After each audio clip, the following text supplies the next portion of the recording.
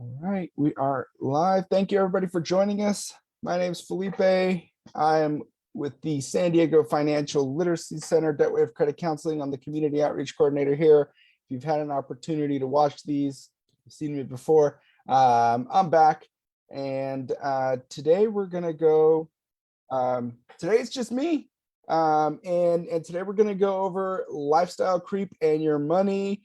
I told my 8-year-old I was doing this presentation and he thought I was presenting on Minecraft because there's creepers. If you have kids, you know Minecraft, then that would make sense. I was like, no, not like that, not anyone being creepy, but lifestyle creep. He didn't get it, so we'll work on him later. But today we're gonna go over, what happens, what is lifestyle creep? What happens to people when sometimes without even noticing it, they experience it, and then sometimes it's too late. And what can you do to stop it? What should you do instead? And of course, how can you be in a better financial situation? Because it's usually a good thing, but if you don't manage it correctly, that good thing can be, negated or not as exciting. So if you thought you were here for Minecraft, wrong presentation. But today we're going to go over what is lifestyle creep. First of all, it's like treating yourself if you watch the show. And it's an increase in income and an increase in whether it's like a pay raise or with in the last couple of years, lots of people switching jobs maybe for higher pay. So they get that higher pay or they get that new raise, and it's the sometimes unconscious decision to just spend more. You have more means, so then you do more spending. And sometimes, if they were operating at some kind of deficit, if you were already falling further into debt, you get that raise. In theory, it should start to eat away at that deficit. It'll start to avoid that debt. But often what happens if you're not on a budget, if you're not paying attention to your finances, sometimes people get that raise and then fall further into debt because their lifestyle kind of creeps up on them. So, it's sometimes called, lifestyle inflation, like an increase in spending and things like that. So basically, you make more, you spend more. And that could be very, difficult to notice, and it happens slowly. So where do people spend more money, and where should you be kind of on the lookout if you get that extra money?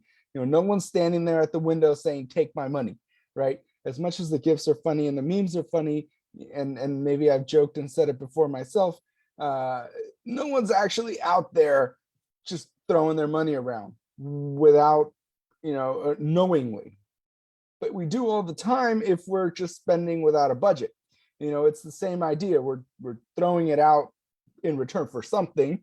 But so where do people spend more money? And the first few slides here are going to just kind of some of the bigger, more common pain points where people get that raise, people get that new job, and people spend more money. And hopefully by watching this, you're able to kind of, if you get that increase, which is a good thing, right? We all want you to make more money. Hopefully you can be on the lookout and keep yourself from making some of these financial decisions that at times are going to eat away at that new money that you're now making. Whether it's a little or a lot, you can spend the whatever new amount that is. So definitely be on the lookout for these few things. And then there's more, but these are the big ones. These are the ones that really get people into trouble. We see it often. Is it time to move? Is it something where all of a sudden new income, maybe even if it's a new job, you have a new commute and you're like, you know what, I'm going to move into this other neighborhood. I'm going to buy a house, which is, a big financial decision. And maybe that raise does allow you to do that. And if that's the case, and if it fits within your budget, by all means, go for it. If you really don't like where you were, and then new raise kind of puts you in that new bracket where you can afford to move, and it's not going to cause some kind of financial hardship. But if you were okay with where you were, before the raise, do you really need to go out and move? Do you really need to go out, especially in today's renters market or housing market in general? Moving is expensive. The price to move, not just physically grabbing your stuff and moving it to another location, but when you come into a new lease or something like you're paying the new market value, whereas if you're in a place already, yeah, your rent's probably going up, but not at the same pace as the market value is for that area. So that new move can eat away your entire newfound income and just kind of delete it so that there's no further benefit from it because you used it all up on a higher rent or a bigger mortgage, which again could be a good financial move. Interest rates where they are today, that's a tough, that mortgage market, the housing market in general is really tough right now. So, is it time to move?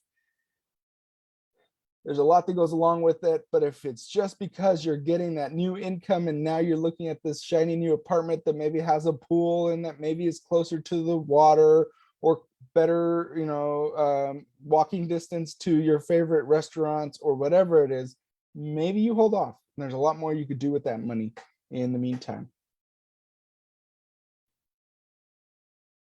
Is it time to upgrade your car? Is it time to get a new car?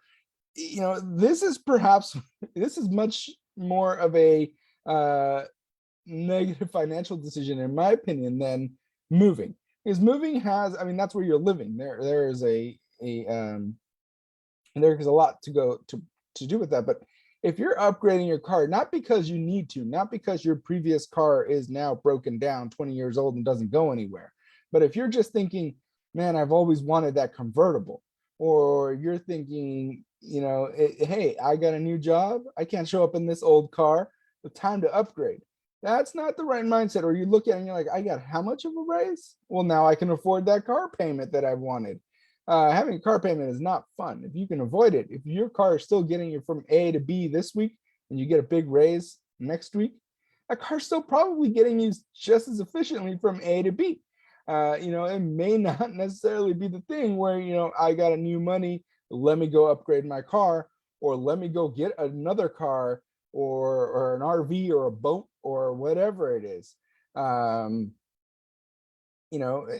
always wanted a bigger truck so that I could pull a, camping trailer or whatever it is. And those added expenses that aren't really needed. You didn't need them before you raised, you don't need them now. If your car was doing just fine, it's probably doing just fine still. So, now it's not to say you can't put money away and start saving, which I'll get to on things you could do with your money for the future, for repairs or replacing of your vehicle down the road. But just because you got a new raise doesn't mean you have to go out and get a new car. And we see it a lot, unfortunately. And you sometimes lose value if you're trading something in and buying something new. Then that's just a negative transaction financially in so many different ways. You pick up a new hobby. Now, I like hobbies. I think everyone should have some kind of hobby. It doesn't have to be an expensive one. But did you pick up a new hobby and a new expensive hobby, such as golf? There's a lot of startup costs. You got to buy golf clubs if you don't have them. And then you got to go play golf, which is expensive, or go golfing. Some people would say you don't play golf, but you go golfing. That's a big expense. You're gonna have to go once or twice a month. That's more money on top of it. Did you pick up a new hobby, like you're gonna learn how to play a musical instrument, and then you end up with 2 or 3 guitars that maybe are just more decorations than anything else? Have I done that? Yes, unfortunately. Oh, one of these days I'm gonna learn to play the guitar. It's just, I don't know when. Maybe when my kids are older and I get free time again, and I get back to being able to do things like reading and those kinds of things. maybe then I'll play. My free time is after they go to bed. If I start playing the guitar after they go to bed, I'm gonna wake them up, and it just doesn't work. So I need quiet hobbies. So I could read if they go to bed, play video games, but I can't play my guitars. What hobbies and are those eating up at that new increased income? So you get that increased income, maybe you pick up a hobby, maybe you just slowly ease your way into it. A new wardrobe, especially if you had to change jobs, or where you work, and that caused the new influx of money. That's how you ended up with more spending power. It may be time to go redo my wardrobe, and oh, well, they dress differently at this place, maybe they dress a little better, maybe they or maybe even like I did move, or now I got to dress a little better, or whatever it is. Because we work from home now, I think the people we moved here about a year ago, I don't think most of the people in my neighborhood have ever seen me like dressed up to go to work. They probably, I don't know what they think I do, but unless they look in through my window and they see me on my ring light, actually wearing work clothes, they probably just see me like, I don't know, that guy's always home. But maybe that new place is in an office. Maybe that new place, or maybe you just think, I have extra money. Let me get in here and let me go on a shopping spree. Let me just redo this wardrobe a little bit and freshen things up. That can get expensive, and sometimes that could be an ongoing thing. If you're watching this on YouTube after the thing, or if you visit YouTube afterwards, we have done one on fast fashion, which kind of goes hand in hand with new wardrobe. So you might want to check that one out. It could be an expense. So a lot of these come into play because of peer pressure. Now, it's not always as obvious as it was on Mean Girls, and it's not always completely verbal and obvious, but just sometimes through seeing friends, seeing coworkers, seeing neighbors, and there's that pressure to keep up with the Joneses. There's that pressure to keep up appearances, or keep up with like I said, new coworkers, neighbors. Maybe you're in a new industry altogether. So there is that peer pressure to sometimes spend more. Maybe your new coworkers live in a different part of town. They're like, oh, you live out there? You live that far out? Oh, yeah, we all live down the street, or whatever the case is. It's you need to find your comfort zone, find what you like, and don't worry about trying to keep up with everyone else. That'll get you into financial trouble. And sometimes you make more money, there's that urgency to kind of, all right, I'm gonna step up my game, right? Where maybe another big one is eating out too much. Not just eating out, but it might be eating in with DoorDash or Uber Eats or those kinds of things, ordering pizza more often, eating out at nicer restaurants. Maybe you still only go out to eat once or twice a week, but now you don't go one of those days through a drive-through. One of those days now you go sit down at a restaurant, or you don't go to just like a Chili's, but you end up at like a steakhouse. If you eat out more, expensive, or you say, you know what, I make more money, forget brewing my own coffee at home, I'm going to run down to the store and I'm going to get one of those coffees for me. You can't even see my coffee cup. I can afford it now. I can afford it at this new job or with this new income. So, having that, look, I know if my budget starts to look a little off at any given time, that's the first place I need to go look. How much have you been eating out or ordering in? How many times have you been to DoorDash? How many times did you drive through the taco shop or whatever it is that you like? It's also the same reason if I'm not doing well on my weight loss goals, same reason. They go hand in hand for me. I've been eating out too much. So, maybe you keep to your schedule. If you used to bring lunch to work every day. Just because you got a raise doesn't mean you can't continue to bring lunch to work. It doesn't mean you have to go out and eat. If you got that new income, it doesn't mean you have to change what you were doing if what you were doing was working already. So keep that in mind. Maybe the thing that was once a treat, was once a every once in a while type of thing, where you might reward yourself, then becomes the new normal. I didn't think I'd ever quote the notorious B.I.G. in any of my financial presentations, but there it is. I did listen to hip hop growing up.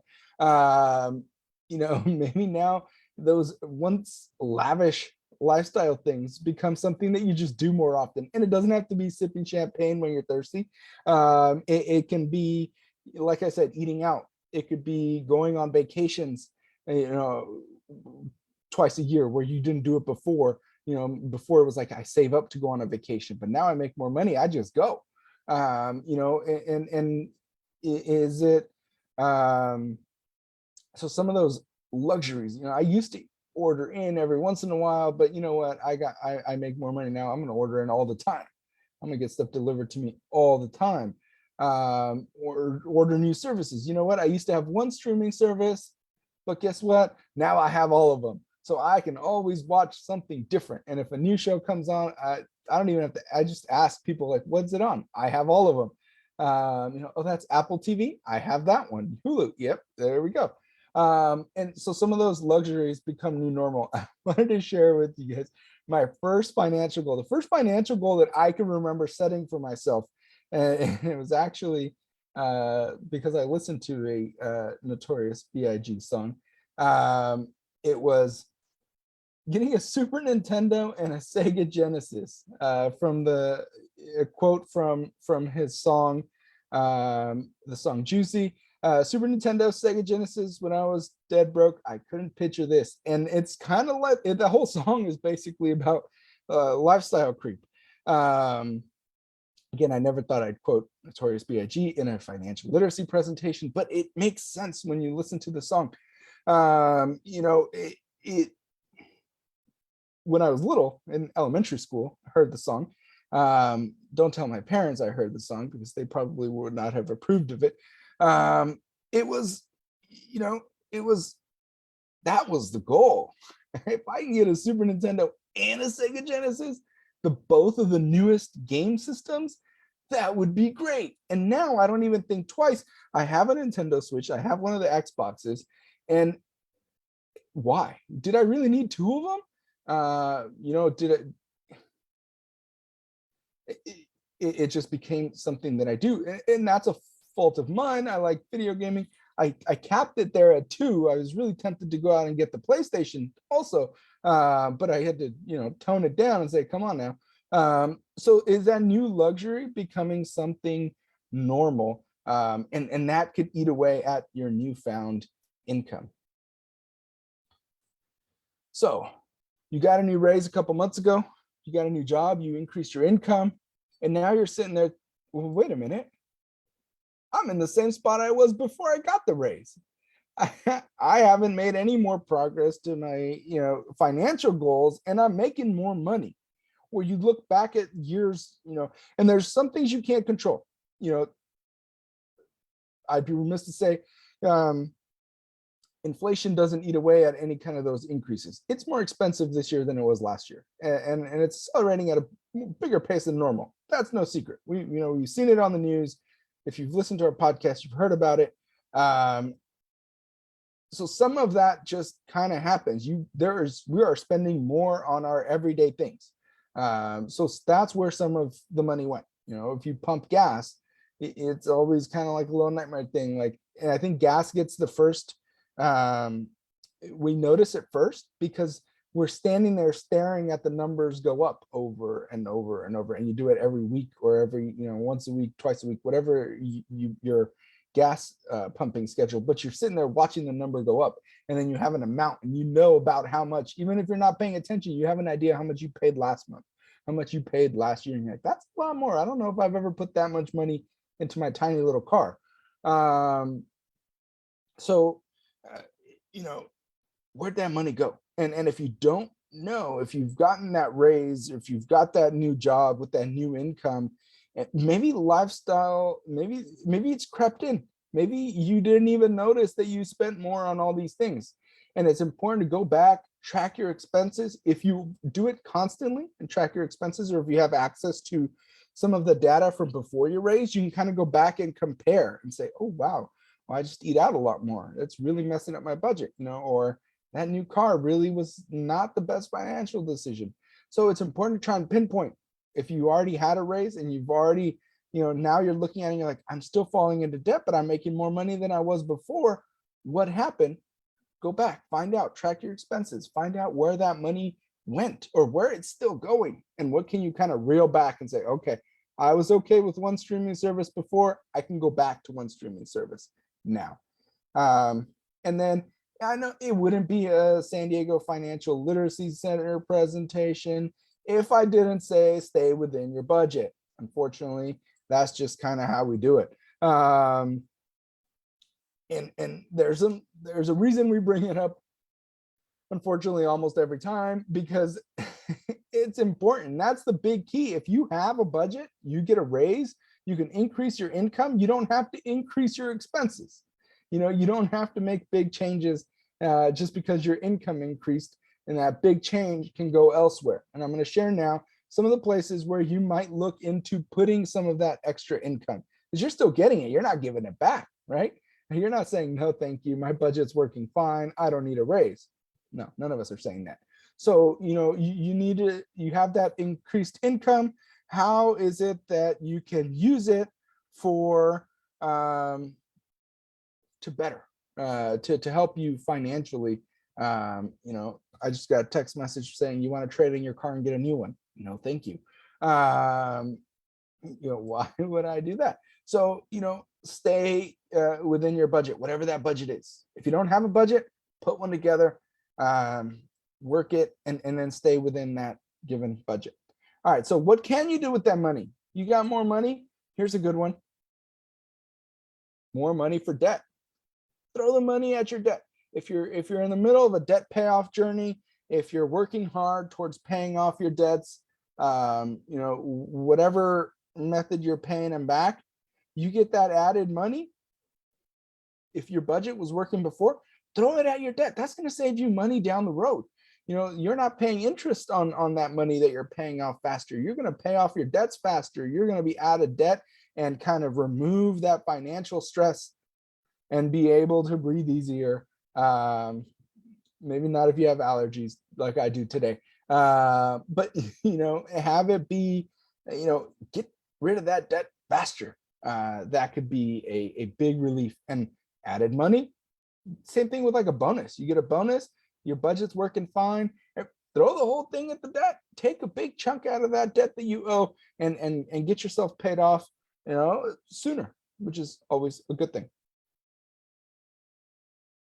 Or another good idea, maybe if you don't have debt, or even if you are paying, maybe you put some of it towards debt, but you want to do something else with some of the other portion, you always split it up a little bit here and a little bit there. Put money in the bank. Save. If you don't have an emergency savings account, start one. That raise can fund it. That new income can eventually fund it. It might take a while, but that's a start. Maybe you start investing more in your retirement, contribute more to your 401k, especially if you get a matching contribution that you're not taking advantage of. Make it automated, make the savings automated. You get a 10% raise, increase your savings by 10%, and there you go. Have it deposited straight in your savings account. If you're doing fine before, you're probably doing fine still, and you can do that. But it's okay to sometimes spend a little money on yourself. Stick within your budget.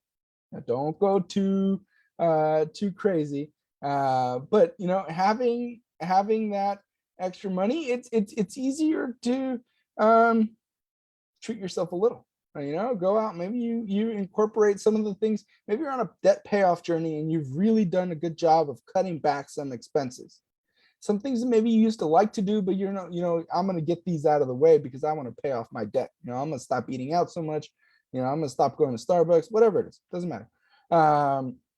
And maybe you take some of that additional money and you put it towards your debt payoff journey, you put it towards your emergency savings, your investment, whatever it is.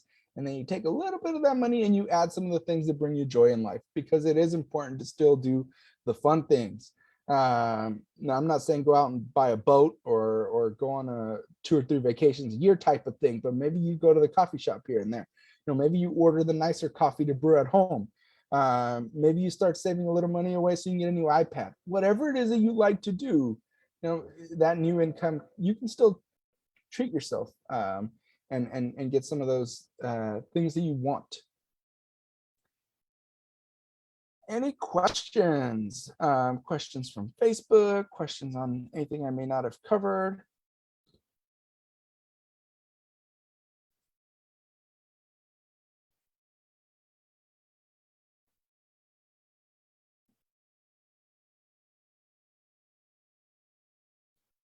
Questions? All right. Well, thank you all for joining. You can continue learning. If you have questions, feel free to drop them in there while I finish up, but you can continue learning. We have our podcast, a lot of the slides that I covered today have like a whole podcast episode dedicated to them. So please check it out. Search it wherever you get your other favorite podcasts. And it's called Talk Wealth to Me, or right there on our website, on the DebtWave website, on Spotify, Pandora, all those other fancy podcast places. Some episodes will apply to you, some won't. You'll find some interesting, you might find others not. So just kind of scroll through. We got lots of them. We're in the middle of last week we had part 1 of our cryptocurrency, which is more of like the history of money. And then Friday, we're going to do crypto and what does that mean and what's it all about. And then, as always, join us not next Wednesday, every other Wednesday. So 2 weeks from now, we talk prenups, we talk postnuptial agreements. I will try not to quote any more rap songs, but June 22nd is actually today, so don't come back today because we've already done this one. There's a typo for you. This will be July 6th. It's crazy. This will be after 4th of July. So July 6th, which is a Wednesday, we will be back. We're not back today again. And for prenup and postnuptial agreements. Thank you everybody for stopping by. Thank you everybody for watching, and we'll see you guys next time.